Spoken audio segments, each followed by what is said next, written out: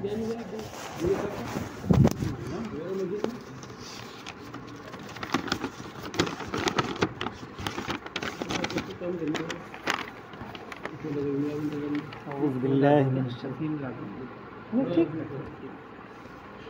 باللہ من الشیطان الرجیم، بسم اللہ الرحمن الرحیم۔ یا ایہا الذین آمنوا ان جاءکم فاسق بنبأ فتبینوا ان تصیبوا قوما بجہالۃ فتصبحوا علی ما فعلتم نادمین واعلموا ان فیکم رسول اللہ لو یطیعکم فی کثیر من الامر لعنتم ولکن اللہ حبب الیکم الایمان وزینہ فی قلوبکم وکرہ الیکم الکفر والفسوق والعصیان اولئک هم الراشدون فضلا من اللہ ونعمہ واللہ علیم حکیم۔ وَإِن طَائِفَتَانِ مِنَ الْمُؤْمِنِينَ اقْتَتَلُوا فَأَصْلِحُوا بَيْنَهُمَا فَإِن بَغَتْ إِحْدَاهُمَا عَلَى الْأُخْرَى فَقَاتِلُوا الَّتِي تَبْغِي حَتَّى تَفِيءَ إِلَى أَمْرِ اللَّهِ فَإِن فَاءَتْ فَأَصْلِحُوا بَيْنَهُمَا بِالْعَدْلِ وَأَقْسِطُوا إِنَّ اللَّهَ يُحِبُّ الْمُقْسِطِينَ۔ إِنَّمَا الْمُؤْمِنُونَ إِخْوَةٌ فَأَصْلِحُوا بَيْنَ أَخَوَيْكُمْ وَاتَّقُوا اللَّهَ لَعَلَّكُمْ تُرْحَمُونَ۔ يَا أَيُّهَا الَّذِينَ آمَنُوا لَا يَسْخَرْ قَوْمٌ مِّن قَوْمٍ عَسَىٰ أَن يَكُونُوا خَيْرًا مِّنْهُمْ وَلَا نِسَاءٌ مِّن نِّسَاءٍ عَسَىٰ أَن يَكُنَّ خَيْرًا مِّنْهُنَّ وَلَا تَلْمِزُوا أَنفُسَكُمْ وَلَا تَنَابَزُوا بِالْأَلْقَابِ بِئْسَ الاسم الفسوق بعد الإيمان ومن لم يتب فأولئك هم الظالمون۔ يا أيها الذين آمنوا اجتنبوا كثيرا من الظن إن بعض الظن إثم ولا تجسسوا ولا يغتب بعضكم بعضا أيحب أحدكم أن يأكل لحم أخيه ميتا فكرهتموه واتقوا الله إن الله تواب رحيم۔ يا أيها الناس إنا خلقناكم من ذكر وأنثى وجعلناكم شعوبا وقبائل لتعارفوا إن أكرمكم عند الله أتقاكم إن الله عليم خبير۔ صدق اللہ مولانا العظیم۔ معزز سامعین، یہ سورہ حجرات کی چند آیات کی تلاوت کی گئی۔ سورہ حجرات قرآن مجید کی بہت ہی ایک چھوٹی سی سورہ ہے، لیکن اپنے معنی کے اعتبار سے بہت ہی جامع ہے۔ اس میں اس سورہ کے اندر اسلامی ریاست کے لیے جو بنیادی اور آئینی جو اہم ترین شق ہو سکتی ہے، ان دفعات کو بڑے جامعیت کے ساتھ بیان کیا گیا ہے۔ ساتھ میں اسلامی ریاست اور اسلامی معاشرہ کے قیام و استحکام کے لیے جو بنیادی ہدایات ہو سکتی ہیں، ان کی تفصیل یہاں پر موجود ہے، اور جو امور اسلامی معاشرے کو اور اچھے انسانی معاشرے کے لیے جو نقصان دہ ہو سکتے ہیں یا اس کی اچھی تعمیر کے لیے مضر ہو سکتے ہیں، رکاوٹیں ہو سکتی ہیں، ان اسباب کو بیان کیا ہے، اور اس کو ایک اخلاقیات کے حوالے سے بیان کر کے ان سے روکا گیا ہے۔ تو اس اعتبار سے سورہ حجرات گویا ایک آئینی حیثیت رکھتی ہے، اور بہت ہی مختصر انداز میں ایک پورا اسلامی ریاست کا کانسٹیٹیوشن ہے اس کے اندر، اور بہت ہی جامعیت کے ساتھ اس آئین کو اس میں بیان کیا گیا۔ تو اس اعتبار سے سورہ حجرات کی بڑی اہمیت ہو گئی کہ یہ ہم جو بولتے ہیں کہ قرآن دستور زندگی ہے، ہماری نظام حیات کے لیے یہ کتاب اتاری گئی ہے، تو دراصل اس بات کی یہاں پر شہادت ملتی ہے، اور سورہ حجرات میں یہ بات بیان کی گئی ہے، یہ تفصیل کے ساتھ بیان کی گئی ہے کہ جو ہمارے آئین میں بنیادی ہدایت کیا ہے، ہمارے آئین کا اقتدار اعلیٰ کس کے ہاتھ میں ہوگا، حاکمیت کس کی ہوگی، اطاعت کس کی جائے گی، یہ اور پھر ہمارے اس کے ذیل میں جو جتنے شقیں نکلتی ہیں کہ سماج کیسا ہوگا، اس کے تعمیر کی بنیاد کیا ہوگی، اسلامی ریاست کی بنیاد کیا ہوگی، اس کے مطالبات کیا ہوں گے، کن چیزوں سے اسلامی ریاست تخریب کاری کا شکار ہو جائے گی، کن باتوں سے اسلامی معاشرہ تباہ ہو جائے گا، وہ ساری باتیں یہاں پر تفصیل سے بیان کی گئی۔ تو یہ ہم اس کو اس لیے یہاں پر خاص طور پر بیان کر رہے ہیں کہ ہم بولتے ہیں بہت ساری جگہوں پر ایسی بات آتی ہے کہ بھئی آپ کا قرآن دستور ہے تو کیسے سمجھا جائے گا. تو یہ سورہ ہم پیش کر سکتے ہیں کہ اس میں دستور کی جو بنیادی حیثیتیں ہیں، بنیادی چیزیں ہیں، ان کی یہاں پر وضاحت کی گئی ہے اور بڑے اختصار کے ساتھ، پوری جامعیت کے ساتھ بیان کیا گیا ہے. سورہ حجرات کا نام حجرات اس لیے رکھا گیا کہ اس کی ایک آیت میں حجرات کا تذکرہ ہے. حجرات حجرتن کی جمع ہے، اس کے معنی کمرہ اور غرفہ کے ہیں، روم کے ہیں. تو یہاں پر چونکہ حجرات کا تذکرہ ہوا ہے، لفظ آیا ہے، تو اسی کے نام سے سورہ کو موسوم کر دیا گیا. اس سورہ کا ایک نام ہے کتاب سورۃ الآداب والاخلاق. چونکہ اس سورہ کے اندر پورا آپ دیکھے گا کہ ایک آداب زندگی کا بیان ہے، اخلاقیات کا تفصیلی بیان ہے کہ اخلاق کی بنیاد کیا ہوگی. ظاہر ہے کہ جو اسلامی ریاست یا اسلامی معاشرے کا جو قیام ہوگا وہ دراصل اخلاق کی بنیاد پہ ہوتا ہے. اسلامی ریاست کی اصل چیز ہے وہ اخلاقی امور ہیں. انہی امور کا نام اسلامی ریاست ہے، اسلامی قوانین ہے، اسلامی دستور ہے کہ ان اخلاقیات کو ہم استعمال کریں. اگر ہمارے یہاں اگر اخلاقیات کی اہمیت نہیں ہے، باقی اور چیزیں خوب ہیں، تو پھر وہ اسلامی معاشرہ نہیں کہلائے گا. اسلامی معاشرہ کہلانے کے لیے ضروری ہے کہ ان میں وہ اخلاق و آداب ہوں جو معاشرے کی تعمیر کے لیے، معاشرے کے استحکام کے لیے بے حد ضروری ہیں. اسی طرح بہت سارے امور ایسے ہوتے ہیں کہ جو اچھے معاشرے کے لیے بڑا زہر حلال کا کام کرتے ہیں اور وہ اس معاشرے کو تباہ و برباد کر دیتے ہیں. ان چیزوں سے کو یہاں سختی سے منع کیا گیا. مثال کے طور پہ ایک معاشرہ ایسا ہو کہ جہاں پر سب کچھ تو بہت بہتر چل رہا، لیکن وہاں پر ایک دوسرے سے دوسروں کا مذاق اڑانے، ایک دوسرے کی توہین کرنے کا رویہ ہو، تو کیسے وہ معاشرہ چل سکتا ہے؟ وہ معاشرہ فوراً ٹوٹ پھوٹ کا شکار ہو جائے گا، فوراً خلفشار پیدا ہو جائے گا اور ایک دوسرے باہمی عداوت اور دشمنی کا ایک عجیب و غریب سلسلہ شروع ہو جائے گا. اسی طرح ایک دوسرے پر الزام تراشی کرنا، ایک دوسرے کے ٹوہ میں لگا رہنا، تجسس کرنا، وہ کیا کر رہا ہے اس کے پیچھے گھومنا، اس کے عیوب کو تلاش کرنا، تو یہ سب چیزیں کیا ہیں کہ ہم کسی بھی معاشرے کے لیے بڑا خطرناک چیز ہے. اگر ہم کسی بھی معاشرے میں یہ چیزیں پائی جاتی ہیں تو وہ معاشرہ چل نہیں سکتا ہے. وہ معاشرہ فوراً انتشار کا شکار ہو جائے گا، باہمی کشمکش کا شکار ہو جائے گا، ایک دوسرے کے درمیان عداوت کا ایک بہت بڑا کی بنیاد پڑ جائے گی اور دائمی بنیاد پڑ جائے گی. تو اسی طرح افواہوں کا پھیلانا، افواہ پر معاملے کو طے کرنا، کسی کی باتوں کو ادھر ادھر سنی ہوئی باتوں کو پر فیصلے کرنا، اقدام کر لینا، کوئی نتیجہ نکال لینا، یہ سب کیا ہے کہ معاشرے کو تباہ کرنے کا خوفناک ذریعہ ہے. کوئی بھی معاشرہ جو تباہ ہوتا ہے تو اس کے لیے یہی سب چیزیں ہیں جو یہاں پہ سورہ کے اندر بیان کی گئی ہیں، وہی انہی سب چیزوں کا بڑا کردار ہوتا ہے. تو اس لیے اس سورہ کی بڑی اہمیت ہے اور اس کا نام کتاب الآداب والاخلاق ہے. یہ اس سورہ کا مجموعی تعارف رہا. اب ہم اس کے حوالے سے ہم دیکھیں گے کہ یہ بات ابھی آ گئی کہ اس سورہ میں جو ہے اخلاقی احکام کی وضاحت ہے. چنانچہ ان میں جتنے احکامات کی شکل میں جو بھی چیزیں دی گئی ہیں، تقریباً 9 احکامات ایسے ہیں کہ جو بالکل ڈائریکٹ ہمارے اخلاق سے تعلق رکھتے ہیں، اور وہ ایک بھی اگر ہم سے ترک ہو جاتا ہے یا ایک بھی نظر انداز ہو جائے پھر معاشرہ قائم نہیں ہو سکتا، معاشرہ ختم ہو جائے گا، ٹوٹ جائے گا. یہ وہ قیمتی احکامات ہیں یہاں پر کہ ان میں سے کسی کے ایک کے بغیر بھی یہ جو ایسا سلسلہ ہے، ایسا گلدستہ ہے کہ اگر اس میں کہیں سے بھی کجی آ جاتی ہے، کہیں سے بھی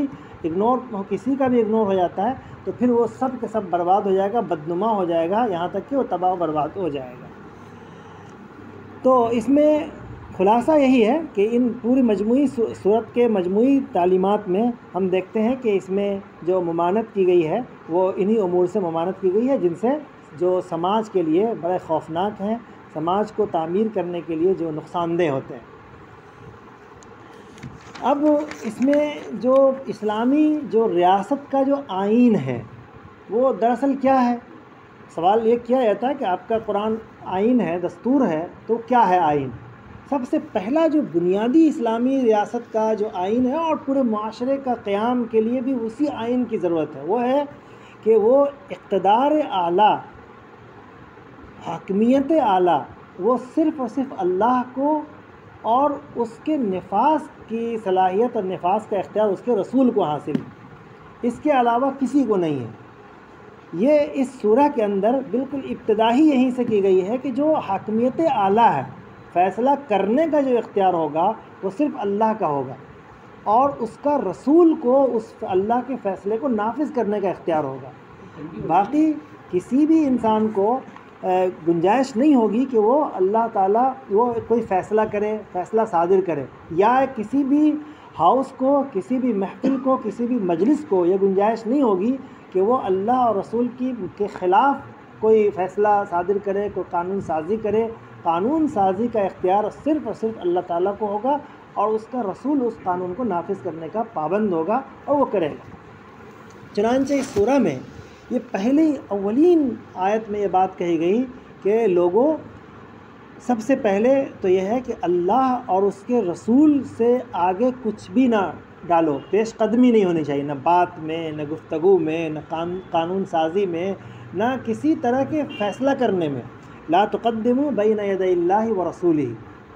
یہاں سے نکل کے آیا حاکمیت اعلیٰ، جو اصل جو اقتدار ہوتا ہے وہ کس کا ہوگا؟ تو اقتدار اللہ کا ہوگا، اس کے آگے کسی کا اختیار نہیں چلے گا۔ تو اگر ہمارے معاشرے کی بنیاد، سب سے اولین بنیاد اگر اسی پر قائم ہم کرتے ہیں کہ ہمارے معاشرے میں بھی، ہمارے سماج میں بھی، ہماری زندگی میں بھی اگر اقتدار اعلیٰ اور حاکمیت اعلیٰ اگر صرف اللہ اور اس کے رسول کا ہے، اس کے رسول کا اختیار چلتا ہے ہماری زندگی میں، تو ہم کامیاب زندگی گزارتے ہیں، ہمارا سماج کامیاب ہوگا۔ جیسا اسلامی معاشرہ کا مطلوب اسلامی معاشرہ ہے، اسی طرح کا معاشرہ ہمیں ملے گا، اسی معاشرے میں ہم پھلیں گے پھولیں گے۔ اگر ہماری زندگی میں یا ہمارے معاشرے میں اللہ اور اس کے رسول کے علاوہ کسی کی بالادستی ہے، کسی اور کو بھی وہ حق دیا جا رہا ہے کہ ہم اس کی باتوں کو آنکھ بند کر کے قبول کریں، اس کی باتوں کو آنکھ بند کر کے ہم مان لیں، اگر یہ کسی کو حیثیت حاصل ہے تو پھر وہ معاشرہ اسلامی معاشرہ نہیں بن سکتا ہے، وہ معاشرہ ہمارے لیے ایک طرح کا جہنم بن جائے گا، اور اس معاشرے میں وہ تمام خرابیاں پیدا ہوں گی جو ہماری آنکھوں کے سامنے ہیں۔ ہم دیکھتے ہیں کہ جو معاشرہ اللہ اور اس کے رسول کے اقتدار اعلیٰ سے ہٹ کر کے قائم ہوا ہے وہ تباہ و برباد ہو رہا ہے، اس کے اندر اخلاقی خلفشار ہے، معاشی تباہی ہے، معاشی ایک عدم مساوات ہے، اس قدر ظلم و جبر کا دورہ ہے، انصاف نام کا کہیں پہ نہیں ملے گا، انصاف ملنے کے بجائے بکتے ہوئے نظر آئیں گے، ظلم و جور ہر طرف ہوگا، کمزور کچلے جا رہے ہوں گے، ان کے حقوق، ہر ایک کے حقوق تباہ کیے جا رہے ہوں گے۔ یہ معاشرہ قائم ہوگا اگر اللہ اور اس کے رسول کے خلاف کوئی معاشرہ بنتا ہے۔ لہذا سب سے پہلی بات تو یہی ہے کہ اسلامی ریاست میں بنیادی بات یہی ہے کہ اقتدار اعلیٰ اللہ اور اس کے رسول کو ہوگا، اللہ اور اس کے رسول کے آگے ذرا سا بھی پیش قدمی نہیں کر سکتے، اس کے قانون کے سامنے، اس کی بات کے سامنے۔ چنانچہ اس بات کی مزید تاکید کے لیے قرآن مجید میں ایک دوسرا اسلوب اختیار، ایک تو یہ قانونی اسلوب تھا پہلی آیت میں، لیکن جب اس کے بعد والی آیت لائی گئی تو اسی بات کو بیان کرنا تھا، لیکن اسلوب دوسرا اختیار کیا گیا، اور یہ کہا گیا کہ رسول کی آواز، نبی کی آواز پر بھی اپنی آواز بلند نہیں کر سکتے۔ یعنی اب اگر رسول کی کوئی بات ہے تو وہاں پر آپ کی بات نہیں چلے گی، ہم اپنی بات منوا لیں، منوانے کے لیے اللہ کے رسول کی بات کو اگنور کر دیں، یا کہیں پر ہم کوئی فیصلہ کر رہے ہوں، کوئی منصوبہ بندی کر رہے ہوں، وہاں پر رسول کی بات کے علاوہ بائی پاس کر کے رسول کی بات کو ہم کوئی منصوبہ بندی کر رہے ہوں، تو یقیناً وہ تباہی کے دہانے پر خود کو ڈال رہے ہیں، وہ بربادی کے علاوہ اس کا کوئی نتیجہ نہیں نکلے گا، اگرچہ بظاہر وہ نتیجہ کچھ خوشنما بھی نظر آئے گا، لیکن پس پردہ اس کا اور نتیجتاً انجام کے آخری انجام کے لحاظ سے وہ خوفناک ہوگا، وہ نقصان دہ ہوگا۔ تو لہٰذا یہ کہا گیا ہے کہ اللہ کے نبی کی آواز کے سامنے بھی ان کے آواز سے اپنی آواز بلند نہیں کر سکتے۔ اب آواز کو بلند نہ کرنے میں بہت ساری شکلیں ہیں، کہ ایک تو یہی قانونی حیثیت کے مطابق، اگر ہم قانونی دائرے میں بات کریں تو رسول کا جو بنایا ہوا قانون ہے، اللہ تبارک و تعالیٰ کا جو نازل کردہ قانون ہے، رسول نے جو اس کو وضاحت کی ہے، اس قانون سے ہم ذرا سا بھی انحراف نہ کریں. ایک تو یہ. دوسرا ہے کہ اللہ کے رسول کی موجودگی میں جو چونکہ آیت نازل ہو رہی ہے تو اللہ کے رسول کی موجودگی میں لوگوں سے کہا جا رہا ہے کہ رسول کی بات کو تو اگنور کرنا تو بہت دور کی بات ہے. رسول اگر کہیں پر بات بول رہے ہیں تو وہاں پہ زور سے کوئی آواز بھی نہ نکال سکے، تاکہ ایسا نہ محسوس ہو کہ رسول کی آواز دب گئی، نبی کی آواز میں کچھ پستی ہو گئی ہے اور ہماری آواز بلند ہو گئی. اس میں اس طرح کا جو حکم دیا گیا ہے اس میں ایک مقصد تھا اللہ کے رسول صلی اللہ علیہ وسلم کے زمانے میں منافقین کو ٹارگٹ کرنا. چونکہ اللہ کے رسول صلی اللہ علیہ وسلم کی گفتگو کہیں ہوتی تو منافقین وہاں پر کھڑے ہو کر بعض دفعہ کچھ ایسی اپنی باتیں لے آتے ہیں اور لا کر کے تاکہ اس بات کو جو آپ بیان کرنا چاہ رہے ہیں، آپ لوگوں کو بتانا چاہ رہے ہیں، اس کو ذرا اس کو دبا دیں یا اس کو کچھ پیچھے کر دیں. اس طرح کے مقصد سے منافقین آپ کے سامنے آتے تھے. قرآن مجید میں ان کے بہت سارے رویے اور ان کی بہت ساری کارکردگی کا تذکرہ کیا گیا ہے. مثال کے طور پہ اللہ کے رسول صلی اللہ علیہ وسلم نے کچھ بیان آپ کر رہے ہیں تو وہ کان لگا کر پوچھتے کہ کیا بیان کیا، ذرا پھر سے بتائیے، سمجھ میں نہیں آیا. حالانکہ وہ سمجھ رہے ہیں، آواز پہنچ رہی ہے، سب کچھ ہو رہا ہے، لیکن آپ کی بات کو ذرا خراب کرنے کے لیے تھوڑا پھر سے بتائیے گا، آپ کی بات سمجھ میں نہیں آتی کیا کہتے ہیں آپ. اس کا مقصد یہ تھا کہ جو عام سامعین ہیں جو رسول اللہ سے محبت کر رہے ہیں ان کو یہ دکھانا چاہ رہے ہیں کہ جب ہم لوگ اتنے پڑھے لکھے لوگ ہیں، دانشور لوگ ہیں، سمجھدار لوگ ہیں، ہم جب آپ کے رسول کی بات کو سمجھ نہیں پا رہے تو تم کیا سمجھو گے رسول کی بات کو. اس لیے اس رسول کو صرف جاؤ اپنا کوئی اور راستہ اختیار کرو، یہ مقاصد ہوا کرتے. تو رسول کی آواز کے سامنے اپنی آواز کو رکھنا، اس کا ایک یہ معنی ہے. آج کے دور میں اس کا ایک معنی یہ ہوگا کہ رسول صلی اللہ علیہ وسلم کی ساری باتیں تقریباً حدیث کی کتابوں میں حدیث کی شکل میں ہمارے سامنے موجود ہیں. تو اب اگر کوئی حدیث آ گئی تو اب ہم اپنی بات کو وہاں پر آگے نہیں رکھ سکتے، اپنی رائے کو، کسی کی رائے چاہے وہ کتنا بڑا دانشور ہو، کتنا بڑا تعلیم یافتہ ہو، کتنا بڑا وہ ولی ہو، لیکن رسول کی بات اگر آ گئی ہے صلی اللہ علیہ وسلم تو پھر کسی کی بات کی کوئی اہمیت نہیں ہے. یہ ایک کامل مومن کا اعتقاد ہونا چاہیے. اس میں سے یہاں سے عقیدہ بھی نکل کر آیا سامنے کہ رسول اللہ صلی اللہ علیہ وسلم کی بات کے سامنے، حدیث کی بات کے سامنے اب کسی نہ ولی کی بات کا اعتبار ہوگا، نہ کسی دانشور کی بات کا ہوگا، نہ کسی بزرگ کی بات کا اعتبار ہوگا، نہ کسی فقیہ کی بات کا اعتبار ہوگا. بات مانی جائے گی تو رسول اللہ کی بات مانی جائے گی، بات مانی جائے گی تو اس کا اللہ کی بات مانی جائے گی. رسول کی بات کے سامنے ہم کسی کی بات کو نہیں رکھ سکتے ہیں، اس کو مقدم نہیں کر سکتے ہیں. یہ ایک عقیدہ بھی نکل کر آیا. بہرحال اس کے بعد مزید تیسری بات اللہ کے رسول کی جو ایک دستور ہے اور اس کی جو آئینی حیثیت ہے، اس کی اہمیت کو بتانے کے لیے ایک بات اور بتائی گئی کہ دیکھو یہ بتایا گیا کہ رسول کی بات کو اور اپنی بات کی طرح مت سمجھ لینا کہ جس طرح تم اپنے دوستوں میں، اپنے احباب میں، اپنے ساتھیوں میں یا اپنے لوگوں میں جس طرح ایک دوسرے کو خطاب کرتے ہو، بلاتے ہو، ارے بھائی سنو ادھر، فلاں صاحب ادھر آئیے، جس طرح بولتے ہو اس طرح رسول اللہ سے نہیں بات کر سکتے. ان کی زبان سے نکلی ہوئی ہر بات قانون کی حیثیت رکھتی ہے. یہ اللہ کا قانون ہوتا ہے، لہٰذا ان کی بات کو اور اپنی بات کو یکساں نہیں کر سکتے. ایسا نہیں کہ جس طرح تم اپنے دوستوں کو، اپنے بڑوں کو، اپنے لوگوں کو، اپنے بھائی کو بلاتے ہو، جس طرح بات کرتے ہو ویسے رسول اللہ سے بھی بات کرو، ایسا نہیں. بلکہ آپ کی بات وَلَا تَجْهَرُوا لَهُ بِالْقَوْلِ كَجَهْرِ بَعْضِكُمْ لِبَعْضٍ، کہ اپنے بعض کے ساتھ جو جس طرح ایک دوسرے سے بات کرتے ہو اس طرح رسول سے بات نہیں کر سکتے، رسول کو نہیں پکار سکتے، ورنہ اس کا انجام یہ ہوگا کہ تمہارے جتنے اعمال ہیں، چاہے وہ ایمان کے قبیل سے ہو، چاہے اعمال کے قبیل سے ہو، سارے کے سارے برباد ہو جائیں گے، اور ان میں سے ایک بھی چیز قابل اچھا نتیجہ پانے والا اور قابل انعام وہ عمل نہیں مانا جائے گا، بلکہ تمہارے سارے کے سارے اعمال رائیگاں ہو جائیں گے. لہٰذا اپنے رسول کی بات، یہ سارے جو اہتمام سے جو بیان کیا گیا اس سورہ کے اندر، یہ اسی سورہ کی آیت ہے. اس سورہ کے اندر جو اس طرح جو اہتمام سے بیان کیا گیا، اس کا مقصد یہ ہے کہ جو قانون اور آئینی حیثیت صرف آپ کو حاصل ہے، اللہ کے رسول کو حاصل ہے، اس میں اور عام لوگوں کی بات میں زمین آسمان کا فرق ہے.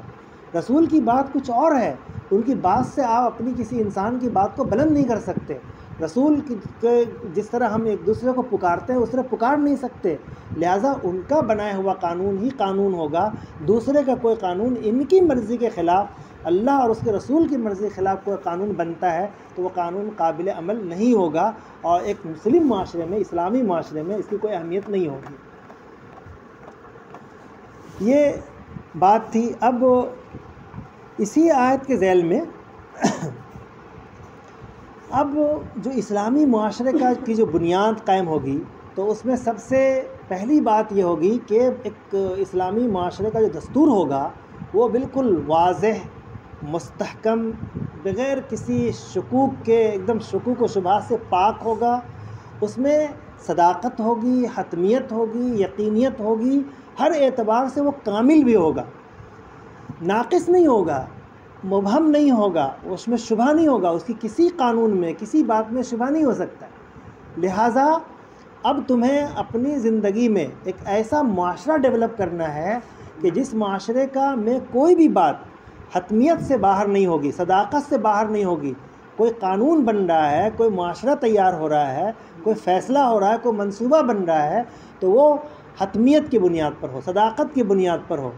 ایسا نہ ہو کہ وہ افواہ کی بنیاد پر ہو، جھوٹی باتوں کی بنیاد پر ہو. اور اگر تم اپنے تمام منصوبے اور اپنے تمام معاملات، چاہے وہ ریاستی زندگی سے ہو، معاشرتی زندگی کے متعلق ہو، چاہے گھریلو زندگی کے متعلق ہو، یا اپنی ذات کے حوالے سے ہو، اگر ہم اپنے بارے میں بھی اگر منصوبہ بندی کر رہے ہیں تو وہاں پر کوئی حتمیت کی بنیاد ہونی چاہیے. وہ حتمیت کہاں سے آئے گی؟ صرف اور صرف اللہ اور اس کے رسول کے کلام میں ہی وہ صداقت ہے. وہ سچا اور پکا اور پختہ اور مضبوط اور مستحکم کلام اسی دونوں ذات گرامی کا کلام ہے. بقیہ کسی کی بات اس طرح مستحکم اور پختہ نہیں ہوتی. لہٰذا ہمیشہ اب اگر کوئی نئی بات ہے، کوئی نئے ماحول کو نیا ہے جو قرآن و حدیث میں موجود نہیں ہے، بہت ساری باتیں ظاہر ہے قرآن 14 سال پہلے نازل ہوا ہے، اس میں اصول بیان کیے گئے ہیں. اسی طرح اللہ کے رسول صلی اللہ علیہ وسلم کی باتیں 14 سال پہلے کے حوالے سے ہے. آج اگر کوئی نئی بات پیش آتی ہے تو کیا کیا جائے گا؟ تو اس کے لیے انہی کو بنیاد بنا کر کے، قرآن و حدیث کو بنیاد بنا کر کے انہی کی روشنی میں اس مسئلے کو حل کیا جائے گا. اس کو ہم قیاس کہتے ہیں، اس کو اجماع کہتے ہیں، اس کو استحسان کہتے ہیں. اس کے بہت ساری تفصیل ہے، فقہی تفصیلات ہیں جو فقہاء کرام کا کام ہوتا ہے، وہ کرتے ہیں، اس نتیجہ اخذ کرتے ہیں. لیکن معاشرے میں کسی بھی طرح کا جو معاملہ طے ہوگا وہ کسی بھی مبہم بات پہ نہیں ہوگا. اگر کوئی انسان اپنی زندگی میں، اپنے گھر میں، اپنی زندگی میں، اپنے معاشرے اور سماج میں، خاندان میں اگر سنی سنائی بات پہ صرف کسی کے کہنے کے اوپر کوئی فیصلہ کرتا ہے تو اس کا گھر بھی تباہ ہوتا ہے، خود اس کی زندگی ناکام ہوتی ہے. جس سماج میں وہ ایسا کام کرتا ہے وہ سماج تباہ ہوتا ہے، ٹوٹ جاتا ہے، برباد ہو جاتا ہے. اور اگر کوئی ریاست اور کوئی ملک ہے اس میں اگر سنی باتوں پہ، غیر مبہم باتوں پہ اگر فیصلہ کیا جا رہا ہے تو وہ پورا ملک ٹوٹ جاتا ہے، وہ سماج سب کے سب برباد ہو جاتا ہے. لہٰذا یہ منع کیا گیا کہ دستور بنانا ہے تو پختہ دستور ہو. لہٰذا کسی بھی طرح کے مبہم بات کو نہیں مانیں گے. قرآن مجید میں کہا گیا یا ایھا الذین آمنوا ان جاءکم فاسق بنبأ فتبینوا ان تصیبوا قوما بجہالہ، کہ اے ایمان والو اگر تمہارے پاس کوئی آدمی، کوئی یہاں پہ لفظ فاسق لفظ استعمال ہوا ہے کہ کوئی فاسق آدمی، کوئی بھی آدمی، یہاں فاسق کے معنی یہ نہیں ہے کہ کوئی گنہگار، کوئی الگ ڈھنگ کا کوئی فاسق ہوتا ہے. فاسق جو اصطلاح ہے، فقہی اصطلاح، وہ اصطلاح نہیں ہے. کوئی بھی آدمی تمہارے پاس کوئی عام طور پہ کوئی باتوں کی نقل کر رہے ہوں، کوئی عام کہیں بھی سنا اور فوراً بیان کر دیا. بہت سارے سماج میں، ہمارے معاشرے میں بہت سارے لوگ ایسے ہوتے ہیں کہ کوئی بات کہیں سنی اور فوراً کہیں پہ بیان کر دیا، اس کی تحقیق نہیں کی کہ اس بات کا ریسورس کیا ہے، اس کے پیچھے سچائی کتنی ہے، کہاں تک صداقت ہے، بس سنی اور رکھ دیا. تو وہ اس معنی میں فاسق ہوتا ہے، چاہے وہ بات سچی ہو، جھوٹی ہو، جو بھی ہو، لیکن بات سنی اور لا کے رکھ دیا، ہر سنی ہوئی بات کو پیش کر دینا. بہت سارے لوگوں میں یہ ہوتی ہے، بالکل غلط حرکت. اس طرح کی حرکت کسی بھی انسان کو فاسق بنا دیتی ہے. لہٰذا ایسی حرکت سے ہمیں بچنا ہے اپنے معاشرے میں. یہ تو یہ عمل کرنا الگ ہے. یہاں پہ اگر ہم اس معاملے پر فیصلہ کوئی کر لیتے، کہیں ایسا ہو کہ ہماری اسی بات پہ ہم نے کوئی بات سنی اور بیان کر دیا، اب اس بات پر کسی آدمی نے اس کو سیریس لے لیا اور اس بات کے مطابق وہ فیصلہ کر دیا، معلوم ہوا کہ وہ بات بالکل حقیقت کے مطابق نہیں ہے، تو کتنا بڑا نقصان ہو سکتا ہے. اگر یہ کہہ دیا جائے کہ وہاں پہ کچھ واقعہ ہو گیا اور وہ ہوا نہیں ہے، تو بہت سارے لوگ ادھر نہیں جائیں گے، بہت سارے لوگ کچھ ایکشن میں آ جائیں گے، بہت سارا رد عمل ہو سکتا ہے اور معلوم ہوا کہ بہت سنگین نقصانات کا شکار ہو جائیں گے. اسی طرح کسی کے بارے میں ہم نے بتا دیا، ایک بات سنی اور ہم نے کہیں پہ رکھ دیا، تو اس سے کیا ہوگا کہ وہ آدمی اس بات سن کر کے اس کے خلاف ایکشن لے لے گا. معلوم ہوا کہ کچھ بڑی بات تھی تو نقصان بھی کر دے گا، معلوم ہوا کہ وہ تو حقیقت میں ایسی بات نہیں تھی. تو یہ سماج میں زہر بونے کا ذریعہ ہوتا ہے. لہٰذا ایسے لوگ واقعتاً وہ سماج کے لیے زہریلا ہے کہ جو ہر سنی ہوئی بات کو کہیں پہ بیان کر دیتے ہیں. جب تک اس کے پیچھے صداقت نہ ہو، اس کی تحقیقات نہ ہو جائے، اس بات کو بیان کرنے سے ہر حال میں بچنا چاہیے. قرآن مجید میں ایک جگہ کہا گیا ہے سماعون للکذب اکالون للسحت، کہ جھوٹ بات خاص طور پر سننے والا بھی، سنانے والا بھی یہ حرام کھانے والا ہوتا ہے. لہٰذا سب سے پہلی بات تو ہمارے لیے پہلی نصیحت اس میں یہ ملتی ہے کہ ہم ہر سنی ہوئی بات کو کہیں پر نقل نہ کریں. افواہ بازی،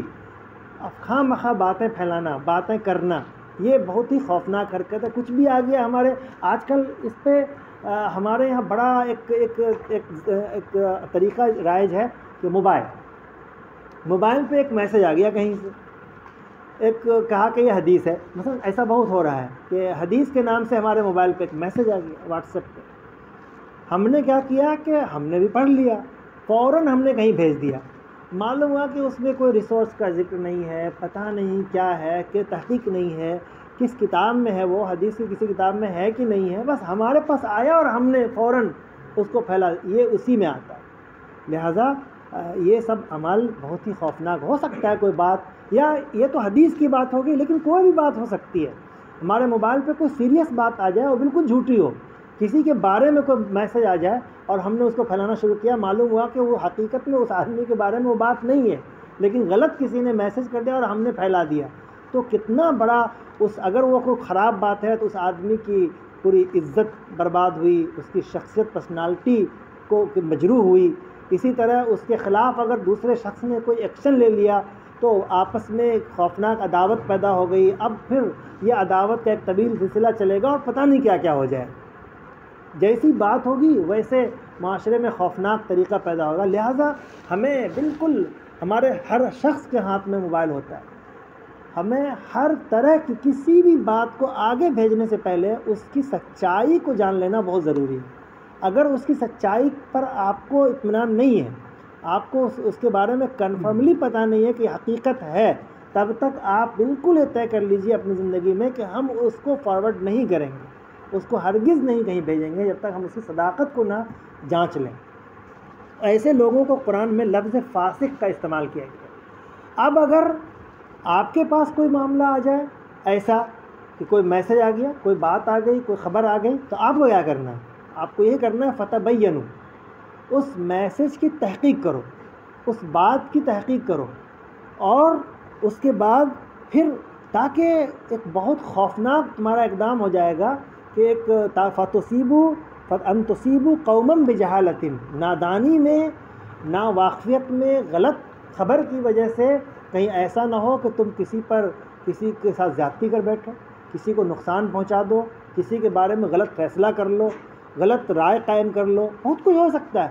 تو یہ سب کے سب کیا ہوگا کہ بعد میں خود تمہاری ندامت کا بھی ذریعہ بنے گا. جب تمہیں بعد میں پتہ چلے گا کہ نہیں ایسا نہیں تھا اور ہم نے وہ غلط فیصلہ کر لیا، تو کتنی ندامت ہوگی کہ ایک آدمی یا ایک قبیلہ، ایک قوم، ایک لوگ، ایک جماعت، وہ ہمارے بارے میں تو اچھا نظریہ رکھتی ہے، لیکن ہم نے ان کے بارے میں کہیں سے خبر کے نتیجے میں غلط فیصلہ کر لیا اور ہم نے کچھ اقدام کر دیا، تو اس نے کتنا اس کو بعد میں ہمیں افسوس ہوگا کہ وہ تو ایسا تھا نہیں، شرمندگی بھی ہوگی. اور دوسری بڑی بات یہ ہوگی کہ باہمی عداوت کا ایک خوفناک سلسلہ شروع ہو جائے گا، جس سے پورا کا پورا معاشرہ، پورا کا سماج تباہ و برباد ہو سکتا ہے. یہ اصل میں اللہ کے رسول صلی اللہ علیہ وسلم کے زمانے میں منافقین یہ کام بہت کرتے تھے، چونکہ انہیں پتہ تھا کہ مسلمانوں کی ایک کمزوری کا ان کو علم تھا۔ کمزوری یہ تھی کہ جس قوم کو اللہ تبارک و تعالیٰ نے اسلام کی ترقی کے لیے، اسلامی ریاست کی تعمیر کے لیے جس قوم کو منتخب کیا تھا، اتفاق سے وہ قوم ایک قدیم جھگڑے میں مبتلا تھی۔ بہت آپ مشہور ہے، جانتے ہیں، اوس و خزرج کا نام آپ جانتے ہوں گے کہ اوس و خزرج دو قبیلے تھے۔ اللہ تعالیٰ نے ان دونوں قبیلوں کو اپنے رسول کی معاونت کے لیے منتخب کیا اور بڑی زبردست تعاون اللہ تعالیٰ نے ان سے لیا اور ان کی بنیاد پر ایک اسلامی ریاست ابھر کر سامنے آئی۔ لیکن اللہ کے رسول صلی اللہ علیہ وسلم کے آنے سے پہلے، مدینہ آنے سے پہلے، یہ دونوں قبیلے آپس میں کسی جھگڑے، معمولی جھگڑے کی وجہ سے طویل عرصے سے وہ جنگ لڑ رہے اور سینکڑوں لوگ دونوں فریق کے قتل کیے جا چکے تھے۔ لیکن جب اللہ کے رسول صلی اللہ علیہ وسلم آیا اور ان کو ایمان کی توفیق ملی تو اس بنیاد پر ان کے درمیان آپس میں محبت ہو گئی۔ قرآن مجید نے ایک جگہ پہ اس محبت کا احسان جتایا مسلمانوں پر کہ تم یاد کرو وہ وقت کہ جب تم عداوت اور دشمنی کے بالکل غار میں پھیلے ہوئے تھے، کنارے پہ بیٹھے ہوئے تھے، لیکن اللہ تعالیٰ نے تمہارے اندر محبت ڈال دی ایمان کی بدولت، اسلام کی بدولت۔ اسلام نے تمہارے لیے یہ کام کیا۔ تو اللہ کے رسول صلی اللہ علیہ وسلم کی آمد سے اور آپ کے زہر تبلیغ سے، آپ کے قرآن مجید کے ان کے لگاؤ کی وجہ سے ان کے درمیان یہ بڑا خوفناک جنگ ختم ہوئی اور یہ آپسی عداوت تقریباً ماند پڑ گئی۔ لیکن منافقین چونکہ اسی معاشرے کے تھے، ان کو پتہ تھا، ان کی کمزوری کا علم تھا، اب کہیں ہمیشہ وہ یہ چاہتے تھے کہ کچھ اس اوس و خزرج کے ان پرانی لڑائیوں کو بھڑکا دیں۔ چنانچہ وہ کوئی بھی بات لا کر کے ایسا بیان کرتے تھے۔ بلکہ ایک مرتبہ تو ایسا ہوا کہ اللہ کے رسول صلی اللہ علیہ وسلم کے زمانے میں ایسا ہوا کہ جب مسلمانوں کو اللہ تعالیٰ نے غزوہ بدر میں فتح نصیب ہوئی تو منافقین تلملا گئے کہ اب تو ان کی ساری حرکتیں ناکام ہو رہی ہیں، یہاں تک کہ مسلمان کو ایک بڑی طاقت سے فتح مل گئی۔ تو اب انہوں نے یہ سوچا کہ اب اس کو کس طرح تباہ و برباد کیا جائے، اس معاشرے میں زہر گھولا جائے۔ چنانچہ ان کے سامنے یہ پوائنٹ نکل کر آیا سامنے کہ بھئی جو اسلام کے اصل جو روح رواں ہیں، جو ان کو چلا رہے ہیں، وہ تو اوس و خزرج ہیں۔ ان دونوں میں آپس میں جنگ چل رہی تھی، بھڑکا دو۔ تو کچھ اوس کے لوگوں کو، کچھ خزرج کے لوگوں کو وہ پرانے اشعار سنا کر کے، ان کے مقتولین کا تذکرہ کر کے، ان کے جو لوگ مارے گئے دونوں فریق کے، ان کے کچھ خصوصیات اور ان کا تعارف کرا کر کے، ان کے کارنامے بیان کر کے معاملے کو بھڑکا دیا اور قریب تھا کہ دونوں فریق پھر لڑ جاتے۔ اسلام قبول کر لینے کے بعد بھی یہ کیفیت پیدا ہو تو لیکن اللہ کے رسول صلی اللہ علیہ وسلم کو بر وقت اس کی اطلاع ملی اور آپ وہاں پہنچے اور ان کو کہا کہ پھر تم لوگ عصبیت جاہلیت میں مبتلا ہو گئے، اسی جاہلیت سے جس سے تم کو نکالا گیا ہے، اسلام نے، اسی قرآن نے تم کو اس عصبیت جاہلیت سے نکالا اور پھر تم اسی میں مبتلا ہو گئے۔ بہرحال آپ کے بر وقت اقدام سے اس کو وہ جنگ ٹلی۔ تو اب ہمیں اس واقعے سے غور کرنا ہوگا کہ ہمارا معاشرہ، ہم آپ جس معاشرے میں جی رہے ہیں، ہماری کیفیت کیا ہے۔ وہ تو صحابہ تھے، انہوں نے اللہ کے رسول صلی اللہ علیہ وسلم کی ڈائریکٹ صحبت حاصل کی اور براہ راست ان کے تربیت یافتہ تھے۔ ان کے درمیان ایک بھڑکانے سے، ایک افواہ پھیلانے سے، جھوٹی بات کو پھیلا دینے سے ایک جنگ کی نوبت پیدا ہو گئی۔ تو میرے محترم بزرگوں، ہمارے درمیان اگر ایسا ہو جائے تو ہمارے سامنے کوئی آپ کے سامنے، ہمارے سامنے، ہمارے مخالفین کے حوالے سے کوئی خلاف بات ہمارے سامنے ہے تو ہمارے اندر کتنا بھڑکاؤ ہوگا اور ہم معاشرے کو کہاں سے کہاں لے جائیں گے۔ لہٰذا یہ عمل بھی خوفناک ہے کہ جو ہرگز بھی کبھی بھی کسی بات کو نہیں پھیلانا چاہیے، افواہ پھیلانا۔ اور اس آیت کے حوالے سے ایک شان نزول میں ایک واقعہ بیان کیا جاتا ہے کہ غزوہ بنو المصطلق کے وقت، جب مصطلق کے قبیلہ کا نام ہے، انہوں نے اسلام قبول کر لیا تھا یا تیار ہو گئے تھے قبول کرنے کے لیے، اور انہوں نے اللہ کے رسول کے سامنے اپنے آپ کو پیش کر دیا کہ ٹھیک ہے، ہم جنگ نہیں لڑیں گے، باقی جو آپ قانون نافذ کرنا چاہتے ہیں نافذ کیجیے۔ چنانچہ انہوں نے، اللہ کے رسول صلی اللہ علیہ وسلم نے ان کو بتایا کہ دیکھیے، ایک تو زکوٰۃ دینی ہوگی، زکوٰۃ کی یہ مقدار ہوتی ہے، چنانچہ انہوں نے ولید ابن عقبہ رضی اللہ تعالیٰ عنہ صحابی ہیں، ان کو زکوٰۃ بنو المصطلق کے یہاں بھیجا ان کو زکوٰۃ وصول کرنے کے لیے، ان کی ذمہ داری دی گئی۔ انہوں نے ان کا کچھ معاملہ ان کے بنو المصطلق کے لوگوں سے کچھ اختلاف تھا، تو وہ گئے نہیں ان کے پاس،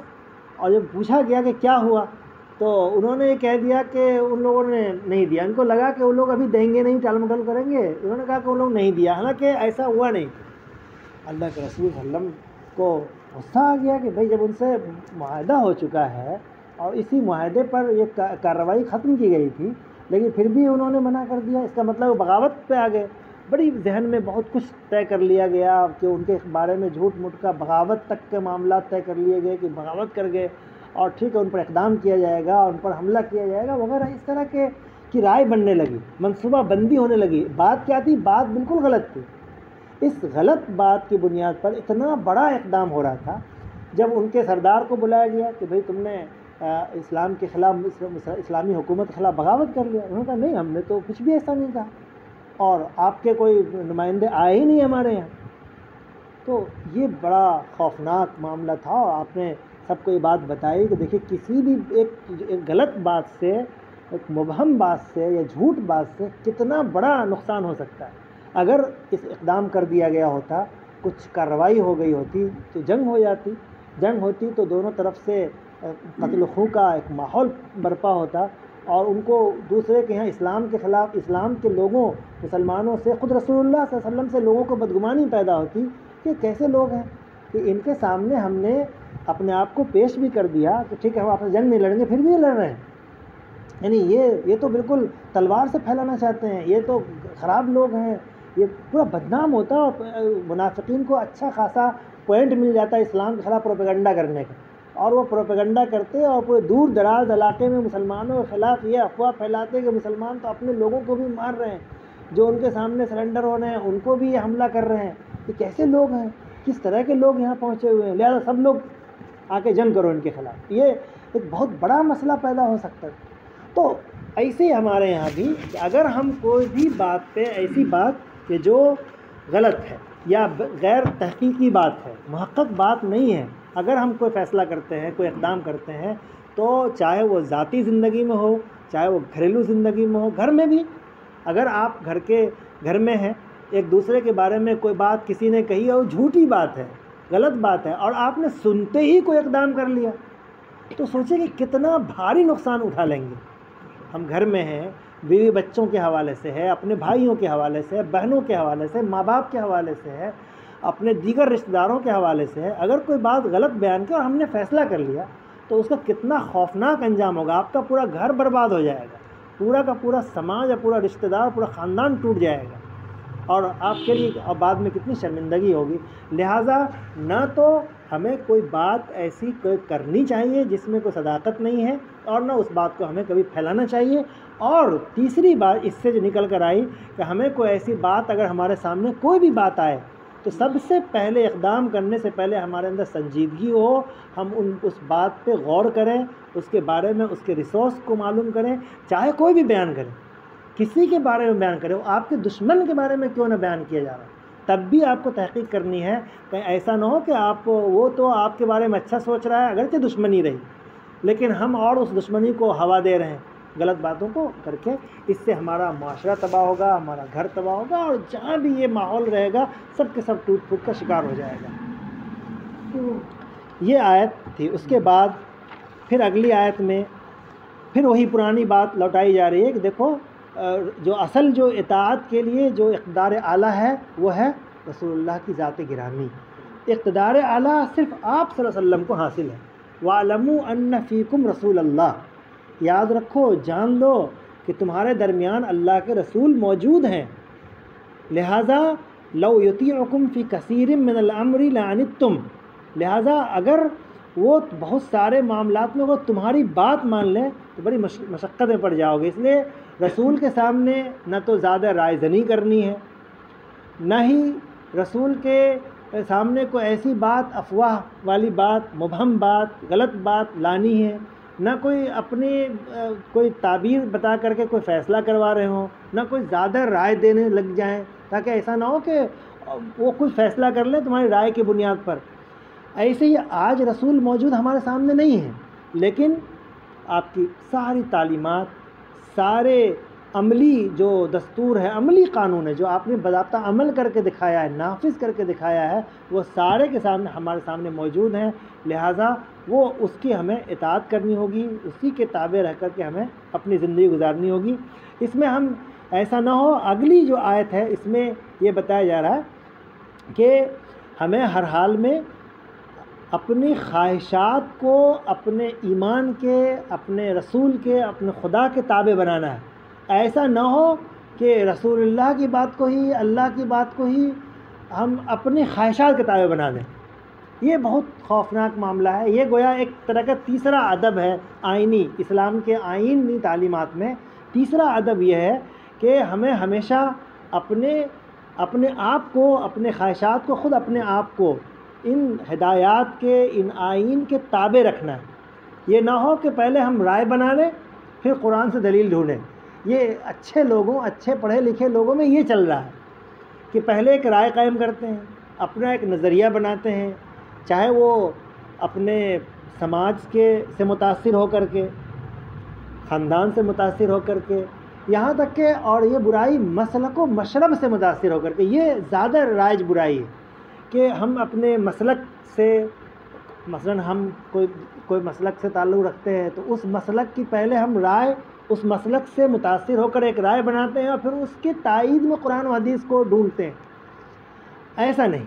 اصل میں قرآن و حدیث سے رائے بنانی ہے، نہ کہ اپنی رائے کی تائید وہاں سے لینی ہے۔ قرآن و حدیث ہی اصل رائے دے گی، تو ہم اپنے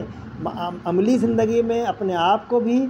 اور اپنے نظریات کو بھی، اپنے افکار کو بھی، اپنے اعمال کو بھی، سب کو قرآن و حدیث کے تابع کریں، نہ یہ کہ قرآن و حدیث کو اپنے اعمال، نظریات اور افکار کے تابع کریں۔ فرمایا وَلَكِنَّ اللَّهَ حَبَّبَ إِلَيْكُمُ الْإِيمَانَ،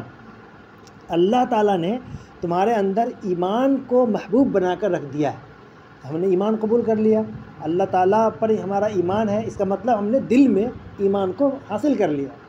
تو ایمان جب دل میں ہے تو پھر اس کا عملی انجام کیا ہوگا؟ عملی مطالبہ کہ عملی یہ ہے کہ اب ایمان کی اس سورہ کے اندر، اس اور بھی متعدد آیات میں ایمان کا معیار بھی بیان کیا گیا ہے۔ ایمان کا اصل معیار کیا ہے وہ بھی بیان کیا گیا ہے۔ فرمایا گیا کہ ایمان اگر تمہارے دل میں ہے تو سب سے پہلے تو ایمان کے جو مطالبات ہیں ان کو، اپنے نفسیات کو ان کے تابع کرو، اپنی خواہشات کو ان کے تابع کرو، یہ تب ایمان مانا جائے گا۔ تمہارے دل میں اللہ تعالیٰ نے ایمان کو پیدا کر دیا ہے، یہ ایمان والوں سے یہ بات کہی جا رہی ہے۔ اس کے بعد مزید یہ کہ تمہارے اندر وَكَرَّهَ إِلَيْكُمُ الْكُفْرَ وَالْفُسُوقَ وَزَيَّنَهُ، اور ایمان کو تمہارے قلوب میں مزین کر دیا ہے، اور کفر، فسوق، برائی اور نافرمانی کو تمہارے لیے دلوں میں ایک کراہت والا بنا دیا ہے۔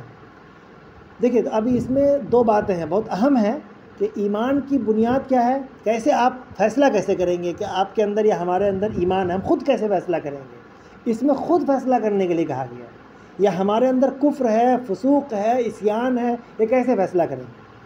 تو دوسروں کے بارے میں تو ہم بڑی جلدی فیصلہ کر لیتے ہیں، اصل ہے اپنے بارے میں فیصلہ کریں کہ ہمارے اندر ایمان ہے تو واقعتاً ہے، کیسے آپ فیصلہ کریں گے؟ اگر کوئی بھی اعمال، اگر ان اعمال سے یعنی جو عصیان کے اعمال ہیں، نافرمانی کے اعمال ہیں، رسول اللہ صلی اللہ علیہ وسلم کے، اللہ اور اس کے رسول کے خلاف جو اعمال ہیں، اگر ان اعمال کو دیکھ کر کے، ان اعمال کو کبھی ہم سے اگر صادر ہو جائیں یا کہیں کسی کو کرتے ہوئے دیکھ لیں تو کیا ہمارے اندر وہ کراہت پیدا ہوتی ہے کہ نہیں ہوتی؟ اگر کراہت پیدا ہو جاتی ہے تو اس کا مطلب ہے کہ ہاں ایمان ہے۔ اسی طرح اگر کوئی اچھے اعمال، اللہ اور اس کے رسول کی ہدایات، ان کی تعلیمات کے مطابق کوئی اعمال کر کے ہمیں کتنی خوشی ہوتی ہے، اگر وہ ہمارے اندر خوشی کا سبب بنتے ہیں، اگر ہمیں واقعتاً لگتا ہے کہ ہم نے بہت کامیابی حاصل کر لی، جیسے کہ ایک انسان ہے، کوئی بہت شاندار رزلٹ آ جائے، شاندار نمبر آ جائے تو ہمیں کتنی خوشی ہوتی ہے۔ بہت ہو سکتا ہے کہ ہم رات بھر سوئے بھی نہیں، اگر اچھا رزلٹ، ہمارے بہت کوئی نمایاں کامیابی مل جائے، کوئی بڑے بڑے امتحان میں کوئی ہمارا اچھا رزلٹ آ جائے تو شاید ہم نہ بھی سوئیں رات بھر، تو اس کا مطلب ہے کہ آپ کو اس رزلٹ سے بہت محبت ہے، اس سے لگاؤ ہے۔ تو ایمان ہونے کی علامت یہ ہے کہ ایمان کے کام، اللہ اور اس کے رسول کی تعلیمات پر عمل کرنے والے کام جو ہیں ان کو کر کے ہمیں اتنی ہی خوشی ہوتی ہے کہ نہیں ہوتی ہے؟ اگر ہوتی ہے تو بالکل ہمیں خوش ہو جانا چاہیے اور ہمیں اطمینان کر لینا چاہیے کہ ہمارے اندر ایمان موجود ہے۔ یہ خود فیصلہ آپ کر سکتے ہیں، ہم کر سکتے ہیں۔ اور اگر کہیں پر ان کار خیر کے علاوہ کوئی اللہ اور اس کے رسول کی نافرمانی اگر ہو رہی ہے، ہم سے صادر ہو گئی، اور ہونے کے بعد اگر ہمیں اسی طرح کراہت ہو رہی ہے، یا ان امور سے جو نافرمانی کے امور ہیں اگر ہمارے اندر کراہت پیدا ہو رہی ہے دیکھ کر کے، سن کر کے، مثلا غیبت، مثلا جھوٹ، مثلا کوئی اس طرح کے کوئی برے کام کو سنتے ہی ہمارے اندر کراہت پیدا ہو گئی، تو سمجھ جائیے کہ آپ کے اندر ایمان موجود ہے۔ یہ خود فیصلہ کرنے کا ایک معیار بتایا گیا، ایک ترازو ہے، میزان دیا گیا ہے، اور ہر آدمی اس میزان سے اپنے ایمان کو ناپ سکتا ہے، تول سکتا ہے۔ تو یہ فرمایا گیا کہ اللہ تعالیٰ نے تمہارے لیے ایمان کو محبوب اور مزین بنا دیا ہے، اور کفر اور فسوق اور نافرمانی کو تمہارے لیے کراہت کا سامان بنا دیا ہے۔ لہٰذا ایمان سے تزیین قلب ہوتا ہے، ایمان کے اعمال سے تسکین قلب ہوتی ہے، تو ہم مان لیں گے کہ ایمان ہے ہمارے اندر۔ اور اگر اسی طرح فسوق، نافرمانی اور گناہوں کے امور سے ہمارے اندر کراہت پیدا ہوتی ہے، نفرت پیدا ہوتی ہے، تو ہم مان لیں گے کہ ہمارے اندر ایمان ہے، اور اس کے خلاف معاملات میں ہم اپنے ایمان کی ہمیں خیر کرنی چاہیے، ایمان کی توفیق، ایمان کے لیے کوشش کرنی چاہیے۔ فرمایا کہ اگر ایسا معیار ہمارے اندر قائم ہو گیا، اور اگر ہمارے اندر اس طرح کے امور سے ہمیں خیر کے امور سے ہمارے اندر تسکین قلب ہم کو ملتا ہے، خوشی ہوتی ہے، تو پھر اعلان سنیے، اللہ تعالیٰ کی طرف سے اعلان ہے، اولئک هم الراشدون، یہی لوگ وہ ہیں کہ جو بہت ہی کامیاب لوگ ہیں، بہت ہی فلاح پانے والے لوگ ہیں، بہت ہی اچھے لوگ ہیں، بہت ہی نیک ہیں۔ راشدون کہا گیا وہ ہر طرف سے جو نیک ہو، کامیاب ہو، اس کو راشدون کہا جاتا ہے۔ تو یہ لوگ راشدون ہیں، کامیاب لوگ ہیں، اللہ کے بڑے قریبی لوگ ہیں۔ اور تیسری بات، اگر ایسا ایمان اگر آپ کو مل جائے تو پھر اترانا نہیں ہے، بلکہ یہ اگر ایمان ہمارے جو میزان بتایا گیا، جو ترازو بتایا، اس ترازو میں اگر ہم نے اپنے ایمان کو تول لیا، تولنے کے بعد اتفاق سے وہ ایمان ہمارا الحمدللہ ویسا ہو گیا، تو اب اللہ کا شکر ادا کرنا ہے، چونکہ یہ آپ کی کارکردگی اس میں بھی نہیں ہے۔ ایسا ایمان اگر ہمارے اندر ہو، اللہ کرے، تو یہ ایمان آپ کی کوشش سے یہ آپ کا ایمان نہیں ہے، دراصل اللہ تعالیٰ نے آپ پر فضل کیا ہے، فضلا من اللہ و نعمہ،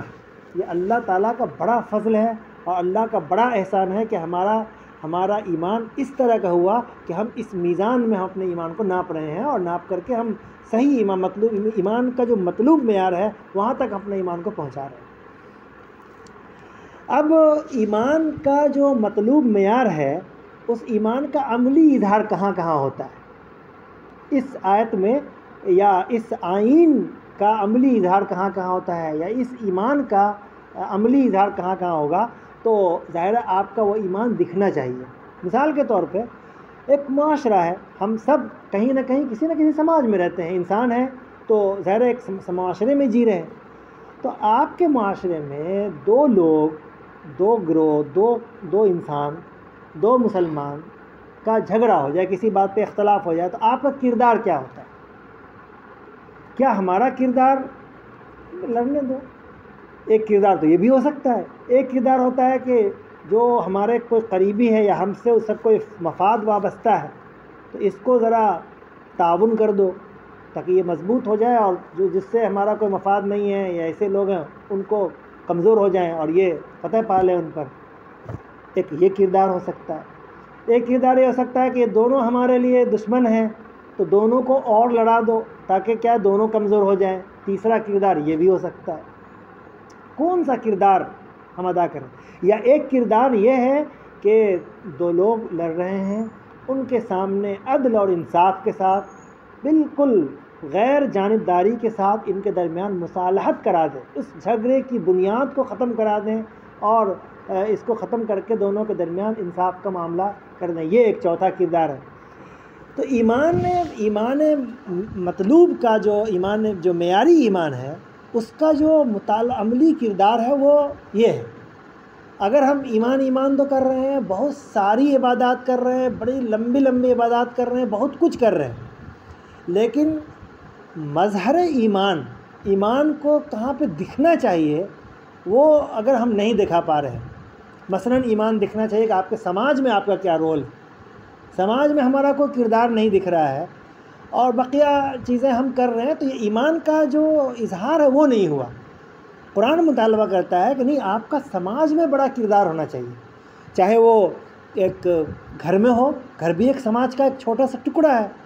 تو گھر میں بھی اگر ہیں اور ایسی کوئی صورتحال پیدا ہو رہی ہے تو وہاں پر آپ کا کردار مومنانہ ہونا چاہیے. اور مومنانہ کردار کا مطلب یہ ہے کہ آپ اس خلفشار کو، گھر میں پیدا ہونے والی خلش کو، اختلاف کو آپ بالکل غیر جانبدارانہ انداز میں دور کر کے دکھا دیں. یعنی حتمی کوشش کریں، انتہائی کوشش کریں، یہ ہمارا ایمان کا مطلب. اسی طرح گھر سے آپ باہر چلے جائیے، ایک خاندان بنتا ہے، خاندان سے اوپر سماج ہے، اور سماج سے اوپر پھر ہمارا پورا ایک ملک ہے وغیرہ، ایک محلہ ہے، ایریا ہے، پورا ایک ماحول بنتا ہے. ان تمام میں ہمارا کردار کیا ہوتا ہے؟ ایمان کا مطالبہ یہ ہے کہ اولین کردار آپ کا یہ ہونا چاہیے. اگر چونکہ یہ ہر جگہ، ہر گھر میں یہ انتشار ہو سکتا ہے، ہر گھر میں اختلاف ہو سکتا ہے، دو بھائی میں بھی جھگڑے ہوتے ہیں، تو لہٰذا یہ آپ کے ایمان کو جانچنے کا بہت بڑا ذریعہ ہے کہ آپ کا کردار کیا ہوتا ہے ایسے موقع سے. تو فرمایا گیا کہ وَإِن طَائِفَتَانِ مِنَ الْمُؤْمِنِينَ اقْتَتَلُوا فَأَصْلِحُوا بَيْنَهُمَا. اور دوسرا اس کا اپوزٹ کردار ہے کہ اگر ہم یہ کردار نہیں بلکہ کوئی اور کردار کرتے ہیں، دو آدمی کے جھگڑے میں مصالحت کے بجائے اور کچھ کرتے ہیں، تو پھر وہ منافقانہ کردار ہے. جو منافقین کا واقعہ بتایا گیا جو وہ کیا کرتے تھے، تو یہ گویا کہ یہ بالکل وہ منافقین کا کردار ہے اور یہ ایک مومنین کا کردار ہے. تو لہٰذا ہمارے ایمان کا، اگر ہم نے اپنے ایمان کا معیار، ایمان کا میزان سے ہم نے ناپا ہے، تو ہمیں عملی طور پہ ہم اپنے ایمان کو یہ دکھانا ہوگا. یہ ایک تیسرا پوائنٹ ہے اپنے ایمان کو جانچنے کا کہ ہمارا ایمان صحیح ہے یا صرف نام کا ہم ایمان لے رہے ہیں، ایمان لائے ہوئے ہیں. تو یہ گویا جانچنے کا ایک ذریعہ. فرمایا گیا کہ کرنا ہی چاہیے کہ اگر دو گروہ مومنین کے آپس میں جھگڑ جائیں تو ان میں صلح کر لو. فَإِن بَغَتْ إِحْدَاهُمَا عَلَى الْأُخْرَى. لیکن اگر ایک گروہ، چاہے وہ ہمارے مفاد اس سے وابستہ ہوں، وہ طاقتور ہے، وہ بڑا مضبوط ہے، کچھ بھی ہے، لیکن ہم دیکھ رہے ہیں کہ وہ ظالم ہے، وہ ایک دوسرے پر ظلم کر رہا ہے، تو ہمیں چاہیے کہ ہم مظلوم کی حمایت کریں، مظلوم کا ساتھ دیں. لیکن دو جھگڑے، بنیادی بات تو یہ ہے کہ دو جھگڑنے والے ہی دونوں غلط ہوتے ہیں اصلاً. ایک حدیث میں یہ کہا گیا ہے کہ القاتل والمقتول کلاہما فی النار، کہ قاتل اور مقتول دونوں جہنم میں جائیں گے. یہ تو بڑا عجیب بات تھی، اللہ کے رسول کی زبان سے یہ بات نکلی تو صحابہ کرام نے فوراً اعتراض کر دیا کہ یہ کیا بات ہوئی، قاتل جہنم میں جائے گا، یہ تو بات سمجھ میں آ رہی ہے کہ اس نے قتل کیا، مقتول کیسے جہنم میں جائے گا؟ تو اللہ کے رسول صلی اللہ علیہ وسلم نے فرمایا کہ دونوں ایک دوسرے کے قتل کے حریص تھے. جھگڑے میں جب قتل کی والے جھگڑا ہو جائے گا، اس حد تک کا جھگڑا کہ ہم ایک دوسرے کو مار دیں، تو پھر دونوں ایک دوسرے کو قتل کا ارادہ کریں گے. اتفاق سے وہ اپنے حرص پہ غالب آ گیا اور قاتل نے قتل کر دیا، تو اب مقتول مر گیا وہ. تو دونوں جھگڑے میں، جھگڑا ایسی چیز ہے کہ دونوں یہ عمل ہی قرآن و حدیث کے مطابق یہ جہنم والا عمل ہے،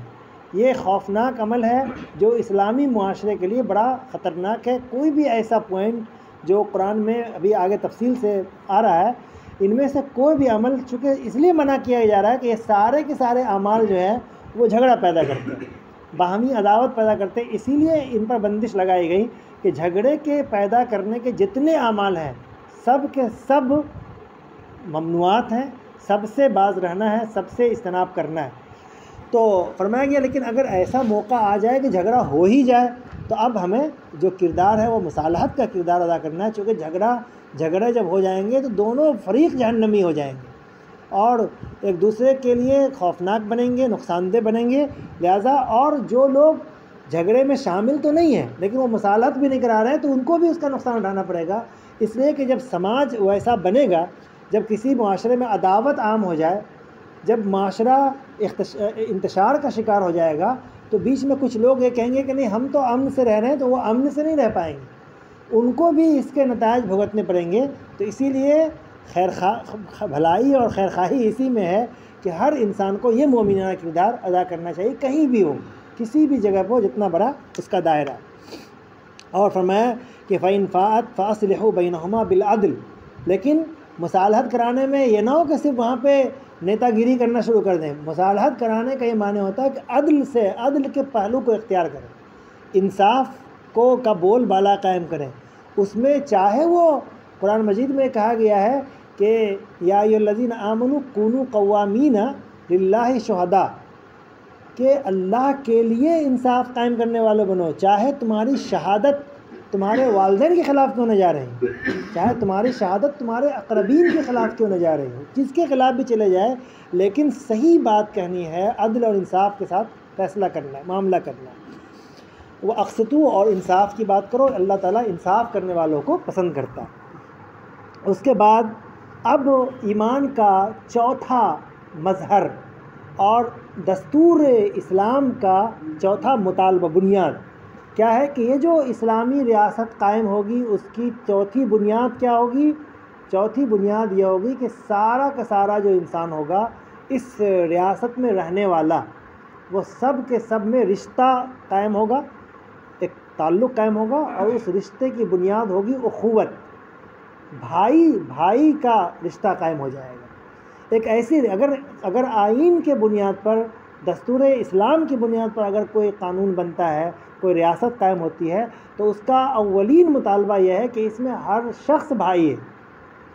کوئی بھی شخص بھائی سے ہٹ کر نہیں ہے، یعنی اسلامی ریاست۔ اور ایمان کا بھی چوتھا مطالبہ یہی ہے کہ آپ کے ایمان کا عملی اظہار یہ ہے کہ آپ ایک دوسرے مومن کو بھائی کی طرح مانتے ہیں کہ نہیں مانتے، بھائی کی طرح سمجھتے ہیں کہ نہیں سمجھتے۔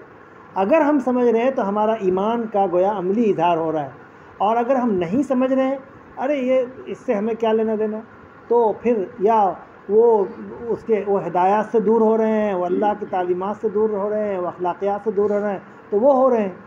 نہیں، تو پھر وہ آپ کا ایمان کا اظہار نہیں ہوا، تب تو پھر وہ آپ کا ایمان۔ اگر ہمارے سامنے ایک انسان وہ یعنی اسلام اور نافرمانی کے امور میں مبتلا ہے، ڈوبا ہوا ہے، اور ہم بہت مزے سے ہیں،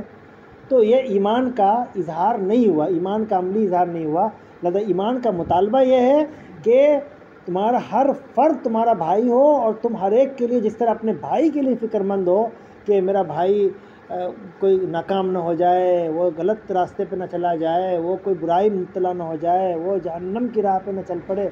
جس طرح اپنے بھائی کے بارے میں ہم فکر مند ہیں، تو ٹھیک اسی طرح تمام مومنین کے ہر فرد کے بارے میں جہاں تک ہمارا دائرہ جا سکتا ہے وہاں پہ ہمیں اس کی فکر کرنی ہوگی۔ یہ ایمان کا مطالبہ ہے، ایمان کا عملی اظہار۔ اور اسلامی آئین کی چوتھی بنیاد ہے یہ کہ اسلامی آئین، اسلامی ریاست قائم ہوگی اخوت کی بنیاد پر۔ اس لیے کہا گیا انما المؤمنون اخوہ، کہ تمام کے تمام مومنین جو ہیں وہ ان کا آپسی رشتہ بھائی کا ہوتا ہے، سب کے سب بھائی ہیں۔ بلکہ حدیث میں تو یہ کہا گیا کہ انما المؤمنون کجسد واحد، کہ مومنین جو ہوتے ہیں وہ ایک جسم کی مانند، کہ اگر جس طرح ایک جسم کے کسی بھی حصے میں کوئی تکلیف ہوتی ہے تو تمام جسم کے سارے اعضاء متاثر ہو جاتے ہیں۔ کیا ہاتھ میں اگر چوٹ لگ گئی ہے تو کیا پیر کہے گا کہ نہیں ہاتھ کا مسئلہ ہے، ہمارا اس سے کوئی تعلق نہیں، سر کہے گا ہمارا اس سے کوئی لینا دینا نہیں ہے؟ ایسا تو نہیں ہوتا، بلکہ یہ ہوتا ہے کہ سارے کے سارے پورا انسان کا وجود ہی پریشان ہو جاتا ہے اور ہر طرف سے وہ تکلیف کی زندگی گزارنے لگتا ہے۔ تو ٹھیک ایسے ہی اگر ہمیں ایک مومن کو پریشان دیکھ کر کے، ایک مومن کو غلط راستے پر دیکھ کر کے ہماری اسی طرح کی تکلیف، جس طرح ہمارے پیر میں زخم ہو جائے، پھوڑا ہو جائے، کٹ جائے، تو پورے جسم کو تکلیف ہوتی ہے، اگر ہمیں وہ تکلیف ہو رہی ہے تب ہم اس ایمان کے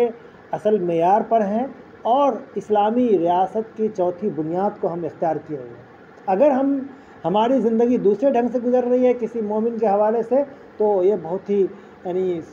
سنجیدگی سے لینے کی بات ہے۔ اللہ کے رسول صلی اللہ علیہ وسلم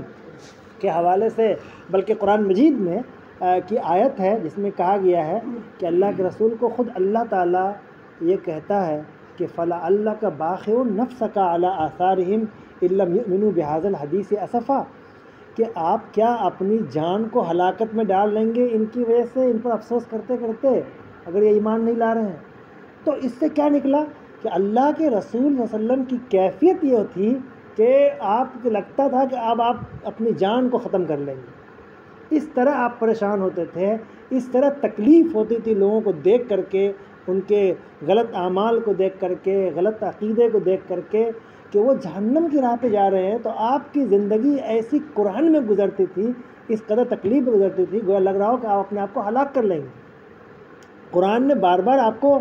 تسلی دے گا، آپ اتنا مت کیجئے، یہ بہت زیادہ ہو رہا ہے،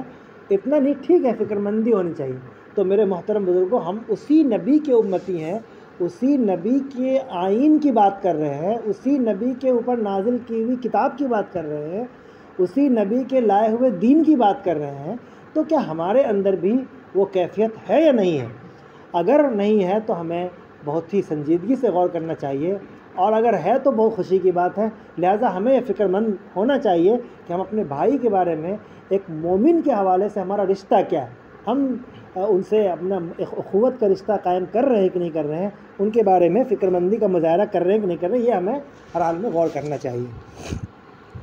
فرمایا گیا کہ تمام مومنین چونکہ بھائی ہیں تو لہٰذا ان کے درمیان ہمیشہ اصلحو، اصلاح کا معاملہ کرو۔ اصلاح میں بہت ساری چیزیں آتی ہیں، تمام خیر خواہی کے سارے امور آتے ہیں،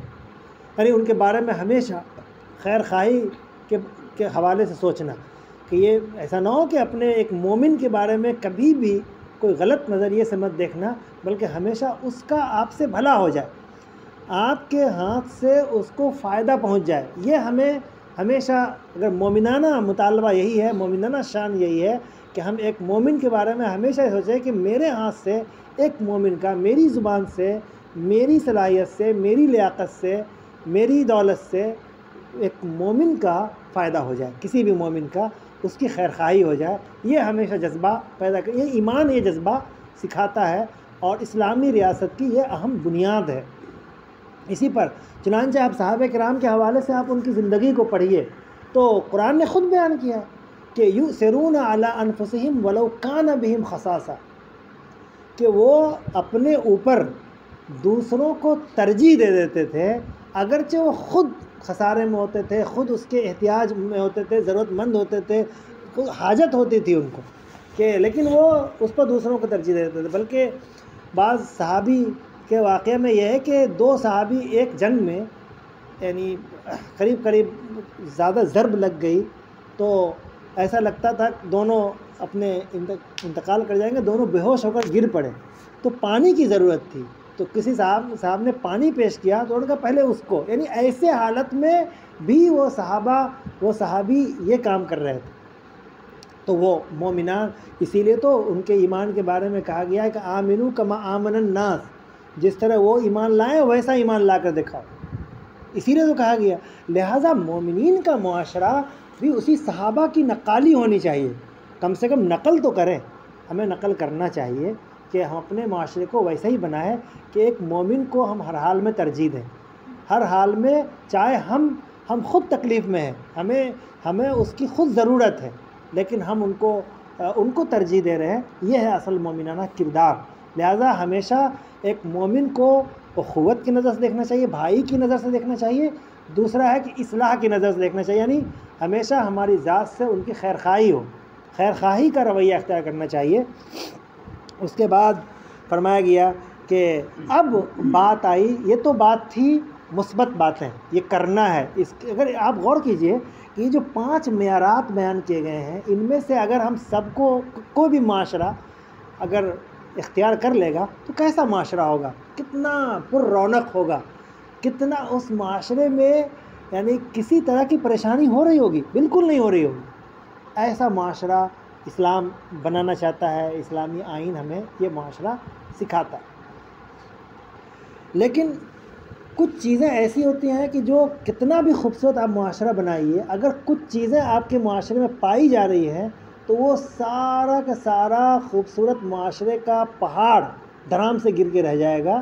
وہ کیا ہے؟ ان میں سے کچھ باتیں یہاں پر قرآن نے بیان کی ہیں۔ ان میں سب سے پہلی بات یا ایھا الذین آمنوا لا یسخر قوم من قوم عسیٰ ان یکونوا خیرا منہم۔ سب سے پہلی بات اہانت، کسی کی توہین، ایک مومن کی توہین کا جذبہ۔ بہت سارے لوگ کسی کا مذاق اڑا دیتے ہیں، ان میں کسی کوئی کمی ہوتی ہے، کچھ لوگ کچھ زیادہ بولتے ہیں تو اس کی زیادہ بولنے کے لے کر کے ان کا مذاق اڑا دینا، اس کی توہین کرنا، کسی کو نیچا دکھانے کے لیے اس کی توہین کر دینا، کسی کو تھوڑا سا ذلیل و رسوا کرنے کے لیے اس کی اہانت کر لینا، یا اپنے آپ کو بڑا سمجھنے کے لیے کسی کی اہانت کر دینا۔ کہیں پہ کسی کی تعریف ہو رہی ہے یا کوئی اچھائی بیان کی جا رہی ہے تو ایک آدمی فوراً اس کو تکلیف محسوس ہوتا ہے، وہ حسد میں، جلن میں وہ وہاں پر اس کی برائی کر دے گا، اس کی حقارت کر دے گا، توہین کر دے گا۔ یہ معاشرے کو، چاہے آپ کا معاشرہ کتنا آپ اچھا معاشرہ بنانے کی کوشش کیجئے، اگر یہ چیز اگر پائی گئی تو معاشرہ فوراً عداوت کا معاشرہ بن جائے گا، دشمنی کا معاشرہ بن جائے گا، حقارت سے، توہین سے، ایک دوسرے کا مذاق اڑانے سے۔ تو فرمایا گیا کہ لا یسخر قوم من قوم، کوئی بھی گروہ، کوئی بھی قوم، کسی بھی طرح کا، چاہے کوئی قبیلہ ہو، کوئی کاسٹ ہے، ذات ہے، یا کسی بھی طرح کی کوئی تفریقات اگر تمہارے اندر ہے تو اس کو اپنے گھروں میں رکھو، اس کی بنیاد پر ذرا سا بھی کسی کا مذاق نہیں اڑا۔ فرمایا کیوں؟ اس لیے کہ بظاہر تو تم اپنے منہ میاں مٹھو بن رہے ہو کہ میں تو بہت اچھا ہوں، بہت، لیکن اللہ کی نظر میں جس کی تم توہین کر رہے ہو، جس کی حقارت کر رہے ہو، وہ اللہ کی نظر میں اچھا ہو سکتا ہے، یہ ظاہر ہے وہ اچھا ہوگا۔ اس لیے یہ تصور کرنا کہ میں تو بہت کچھ ہوں، میں تو یہ ہوں اور وہ تو ایسے ہی ہے، توہین کر دینا کسی کی، عسیٰ ان یکونوا خیرا منہم، اور آج نہیں تو قیامت کے روز میدان حشر میں تو وہ تم سے اچھا ہوگا۔ اس لیے کہا گیا کہ ایسے کوئی کسی پر نہ ہنسے، نہ کسی کی تحقیر کرے، ممکن ہے بلکہ یقین ہے۔ عسیٰ کا لفظ استعمال ہوا ہے، اگرچہ عربی میں یہ ممکن ہے اور ہو سکتا ہے کے معنی میں ہوتا ہے، لیکن اکثر جگہ پہ یقین کے معنی میں استعمال ہوتا ہے، تو یہ ہو سکتا ہے کہ وہ اس سے بہتر ہوں۔ اسی طرح ولا نساء من نساء عسیٰ ان یکن خیرا منہن، اسی بات کو مزید تاکید کرنے کے لیے کہ یہ یہاں تک کہ کوئی عورت بھی، یعنی عورت میں چونکہ ایک دوسرے کی اہانت کا رویہ زیادہ پایا جاتا ہے تو باضابطہ ان کا نام لیا گیا، ان کا ذکر کیا گیا کہ عورت بھی کوئی عورت کا مذاق نہ اڑائے، تو گویا ہو سکتا ہے کہ وہ عورت دوسری عورت سے مذاق اڑانے والی عورت سے بہتر ہو، اس لیے کسی کا مذاق نہ اڑائے۔ تیسرا جو اور ایک معاملہ ہے دوسرا، کہ وہ ہے کہ ایک دوسرے کا نام بگاڑنا، اور اس میں نام بگاڑنے میں ایک تو نام بگاڑنا ہے، نام ایک ہوتا ہے نام چینج کر لینا، کسی کا نام ہے تو کوئی اچھا نام، اچھا لقب اس کو دے دینا، اس کی کسی صلاحیت کو، اسی خوبی کو دیکھ کر کے، یہ تو بہت اچھی چیز ہے، پسندیدہ چیز ہے۔ یا کوئی عام چیز بھی ہے لیکن وہ اس کو پسند کرتا ہے تو اس میں کوئی تحقیر نہیں ہے تو نام چینج کیا جا سکتا ہے۔ مثلا حضرت ابو ہریرہ رضی اللہ تعالیٰ عنہ، وہ ان کو بلی سے زیادہ انسیت تھی، تو وہ جہاں بھی ہیں تو بلی خود بھی ان کے پاس پہنچ جاتی تھی، اور یا وہ بلی لیے پھرتے تھے، یا کہیں ہے تو بلی ان کے پیچھے پیچھے آتی تھی، وہ بلی کو اٹھا لیتے تھے، وہ بلی سے ان کا زیادہ لگاؤ تھا۔ تو اللہ کے رسول صلی اللہ علیہ وسلم کی محفل میں بھی وہ آتے تو بلی ان کے ساتھ آ جاتی تھی، تو وہ بلی کو پکڑ کر گود میں لے لیتے، بیٹھ لیتے، تو اللہ کے رسول نے ان کا نام ہی رکھ دیا ابو ہریرہ، یعنی بلی کے باپ۔ تو یہ ایک ایسا نام ہے کہ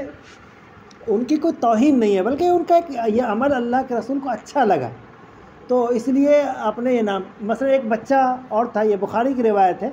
کہ ایک بچہ تھا، اس کا کھلونا تھا، اس کو کہیں سے خرید کے لایا گیا تھا، ایک نغیر، ایک پرندہ ہے، تو اس پرندے کی شکل کا اس پرندہ ہی لایا گیا تھا، اس کو بچہ وہ پرندے سے کھیلتا تھا، لیکن وہ پرندہ اچانک وہ کچھ دن کے بعد اڑ گیا، تو اب وہ بچہ روتا ہی رہا، وہ کبھی چپ ہی نہیں ہوتا تھا۔ اللہ کے رسول اس کے پاس گیا، کہا کہ یا ابا نغیر، یا ابا عمیر ما فعل النغیر، ایک طرح کا آپ نے مصرع لگا دیا، یعنی اس کو نغیر اور عمیر کہہ کر کے ان کو، بچے کو ذرا بہلانے کی کوشش کی۔ تو اس طرح کا نام اگر کہیں پر توہین نہیں ہے، تحقیر نہیں، تو رکھا جا سکتا ہے، لیکن اگر کوئی کسی کے کو تحقیر کرنے کے لیے کسی کا نام بگاڑنا، کسی کے اندر کوئی عیب ہے اس عیب کی طرف منسوب کر کے کسی نام بگاڑنا یہ خوفناک عمل ہے، یہ معاشرے کو تباہ کرنے والا، اس سے منع کیا گیا ہے۔ وَلَا تَلْمِزُوا أَنفُسَكُمْ وَلَا تَنَابَزُوا بِالْأَلْقَابِ۔ اس کے بعد آخری ایک اور بات ہے کہ اس میں یہ کہا گیا کہ جو بدگمانی، یہ بھی ہمارے معاشرے کے لیے بڑا خوفناک عمل ہے کہ بدگمانی سے بچنا۔ بدگمانی یہ کسی کے بارے میں ہم کچھ بھی سوچ لیں، کسی کے بارے میں ذہن میں بنا لیں کہ اس نے کوئی عمل دیکھا، ہم نے سوچا کہ وہ میرے لیے کچھ کہہ رہا ہے، میرے ہی بارے میں اس نے بول دیا۔ یہ سب عمل یعنی نقصان دہ ہے معاشرے کو، جو معاشرے کو تعمیر کرنے کے راہ میں بڑے رکاوٹ بنتے ہیں۔ اس لیے نہ تو بدگمانی کرنا ہے، نہ کسی کی بات سے بدگمان ہونا ہے، نہ ایسی بات بھی نہ ہو جہاں سے لوگوں کو مثال کے طور پہ حدیث میں منع کیا گیا کہ جہاں پہ کئی لوگ بیٹھے ہوں تو اب ایسا نہ ہو کہ دو لوگ آپس میں بات کرنے لگ جائیں، دو لوگ بار بار کسی کی طرف دیکھ کر کے بات کرنے لگ جائیں۔ اس سے کیا ہوگا؟ بدگمانی پیدا ہوگی۔ تو بدگمانی کے امور سے بھی بچنا ہے، خود بھی بدگمانی کی بیماری پیدا نہیں کرنا ہے، اور نہ بدگمانی کا ماحول بنانا ہے، ایسا کوئی عمل نہ ہو جس سے بدگمانی پھیلے۔ اس لیے فرمایا گیا کیوں؟ اس لیے کہ ان بعض الظن اسم، بعض بدگمانی تو گناہ تک لے جاتی ہے۔ ہم نے کسی کے بارے میں کچھ اور سوچ لیا کہ یہ تو ایسا کر دیا، حالانکہ وہ ایسا بالکل نہیں ہوا، لیکن ہم نے اس کے بارے میں غلط مان لیا، اور پھر غلط منصوبہ، غلط اقدام، کیا کیا تصورات پیدا ہو گئے، اور گناہ تک کے اقدام کر لیے۔ تو اس لیے منع کیا گیا۔ اور اس کے بعد ایک اور عمل جو ہمارے معاشرے کے لیے اور معاشرے میں رائج ہے، ولا تجسسوا، کسی کی جاسوسی، کسی کے عیب کو تلاش کرنا، عیب ڈھونڈنا کہ اس کے اندر کیا ہے، یہ کہاں پہ رہتا ہے، کیا کیا کرتا ہے، ذرا ہم اس کا چارٹ بنائیں، اور ان کے بارے میں، ان کے کوئی ترقی کو دیکھ کر کے کوئی اس کو پیچھے لگ جائے کہ ان کے اندر خرابیاں کیا کیا، تاکہ اس کو ہم لا کر کے اور کہیں پر معاشرے میں عام کریں۔ تو یہ تو یعنی ظاہر ہے پورا ایک جھگڑے، جنگ اور لڑائی اور سب کو عداوت کی بنیاد قائم کرے گا۔ تو لہذا کسی کے برائی کو جاننے کی بھی کوشش نہیں کرنا چاہیے، کسی کے برائی کو جاننے کی بھی کوشش نہیں کرنا چاہیے، اس لیے کہ اگر ہم کسی کی برائی جانیں گے، مثلا ہم نے آپ سے کسی کی برائی کے بارے میں پوچھا تو وہ آدمی تو موجود نہیں ہے، اب آپ بیان کریں گے تو سراسر غیبت ہے، کہ کسی کی پیٹھ پیچھے بیان کیا جائے گا اس کی برائی۔ تو برائی کو جاننے کی کوشش کرنا کسی کے، یہ بہت ساری برائیوں کو دعوت دیتا ہے، غیبت کو دعوت دیتا ہے، بسا اوقات بہتان اور الزام تراشی کا ذریعہ بن جاتا ہے، اور پھر اس کے علاوہ پھر نقصانات کا ذریعہ بنتا ہے۔ اس لیے کسی کے عیوب کو تلاش کرنا یہ اسلامی معاشرے سے بالکل ہٹا ہوا اور ایمان کے مطالبات سے بالکل گرا ہوا عمل ہے۔ وہ ایمان ہو ہی نہیں سکتا کہ جو ایمان کا جو میزان چل رہا ہے، ایمان کے پوائنٹس چل رہے ہیں، تو وہ ایمان نہیں ہو سکتا جہاں پر غیبت ہو، وہ وہاں ایمان نہیں ہو سکتا جہاں پر کسی کے عیوب کی تلاشی کی جا رہی ہو، جائزہ لیا جا رہا ہو، جانچ کیا جا رہا ہو۔ فرمایا گیا کہ ولا تجسسوا ولا یغتب بعضکم بعضا، غیبت کے بارے میں کوئی کسی کی پیٹھ پیچھے برائی نہ کرے۔ یہ بات بہت مشہور ہے، اور آپ جانتے ہیں کہ غیبت اور بہتان، الزام تراشی، یہ دونوں میں بہت فرق ہے۔ غیبت اس کو کہا تھا جو کسی کی پیٹھ پیچھے برائی کرنا، واقعتاً وہ برائی ہے، وہ برائی اس شخص کے اندر واقعتاً ہے، اس کو ہم اس کے غائبانے بیان کر رہے تھے، یہ ہے غیبت، اس کی یہاں ممانت ہے۔ اور اگر وہ برائی نہیں ہے تب تو بہت ہی خطرناک عمل ہے، وہ تو بہتان ہے، اور بہتان کرنے والے کی وہ اسلامی معاشرے سے اس کو نکالا گیا ہے، اس کے بارے میں کہا گیا ہے کہ اس کا بائیکاٹ کیجیے، یہ معاشرے میں گواہی دینے کے لائق نہیں۔ ولا تقبلوا لهم شہادتاً ابدا، کبھی بھی اس کی گواہی قبول نہیں کی جائے گی۔ تو اس لیے بہتان اور غیبت دونوں خطرناک عمل ہے، اور غیبت الگ ہے، بہتان الگ ہے، لہذا دونوں میں فرق کو جاننا چاہیے۔ اور پھر اسلامی معاشرے کا جو اہم بنیاد بتائی گئی کہ مساوات، یہ اسلامی معاشرے کا بہت ہی زبردست پہلو ہے،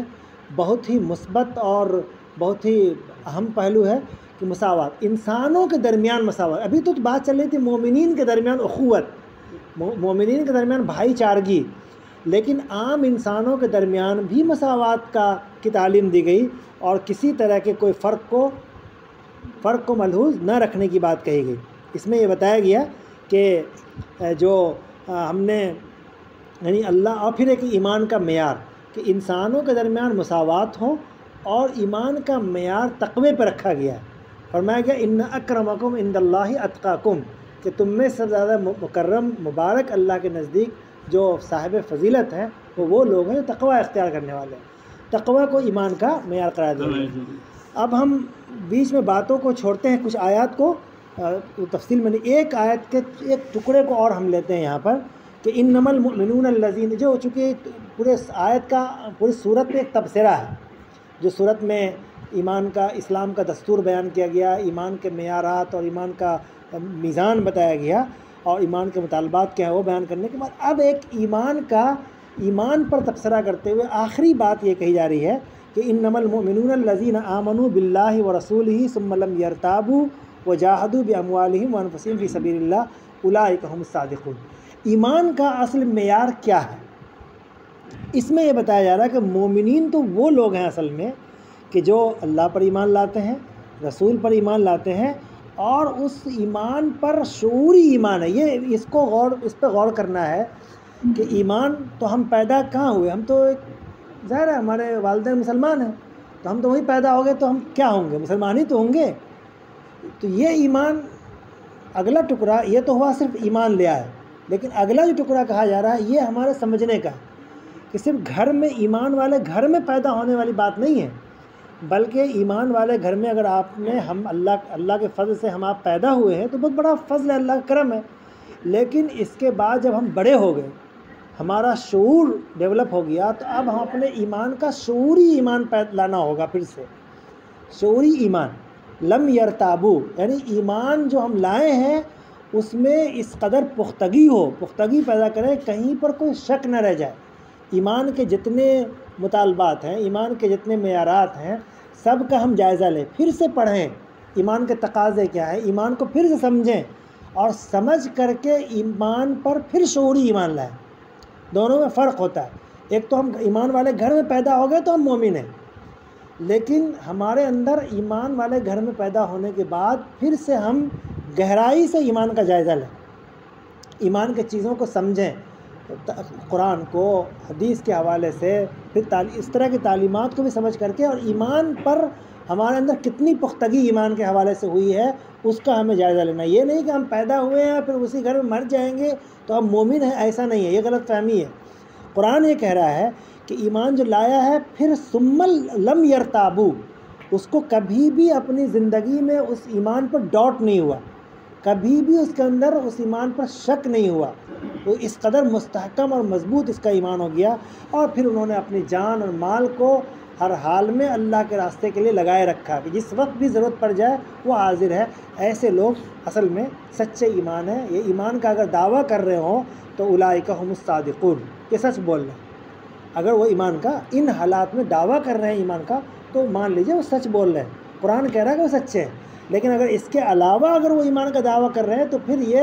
صادقون میں نہیں آئیں گے. لہٰذا ہمیں اپنے ایمان کا بھی جائزہ لینا چاہیے. تو یہ پوری سورہ بڑی اہم ترین سورہ ہے، جن آیات کا انتخاب کیا گیا وہ بہت اہم ہے. لہٰذا ہمیں ان صورتوں کا پھر سے اور بھی طریقے سے مطالعہ کرنا چاہیے، ان کو سمجھنا چاہیے. اس کی جو بنیاد ہے وہ کس طرح اس صورت کی بنیاد ہے، اس میں اسلامی آئین کو بیان کیا گیا ہے، اس میں ایمان اور ایمان کے تقاضے اور ایمان کے معیارات کو بیان کیا گیا ہے. یہ سارے کے سارے ایمان کے معیارات ہیں. اسلامی معاشرہ کی تعمیر کا ذریعہ بتایا گیا ہے. اسلامی معاشرہ کیسے بنے گا، اسلامی سماج کو نقصان پہنچانے والے عناصر کیا ہیں، اسلامی اگر ریاست قائم ہو، اسلامی معاشرہ ہم بنانا چاہیں تو کیا کیا چیزیں آپ کے آڑے آئیں گی، کیا کیا رکاوٹیں پیدا ہوں گی، ان سب کو یہاں پر بیان کیا گیا ہے.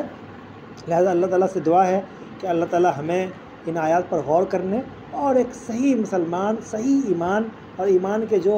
جو معیارات بیان کیے گئے ہیں، اللہ تعالیٰ ان معیارات کو اختیار کرنے والا ہمیں بنائے، اس کی توفیق دے، اپنے ایمان کو جائزہ لینے کی توفیق دے، اور کبھی بھی اپنے ایمان پر شک نہ ہو بلکہ شعوری ایمان کی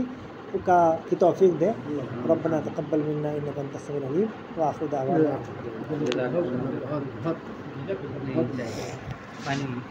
پانی لا دینا بیٹا، پانی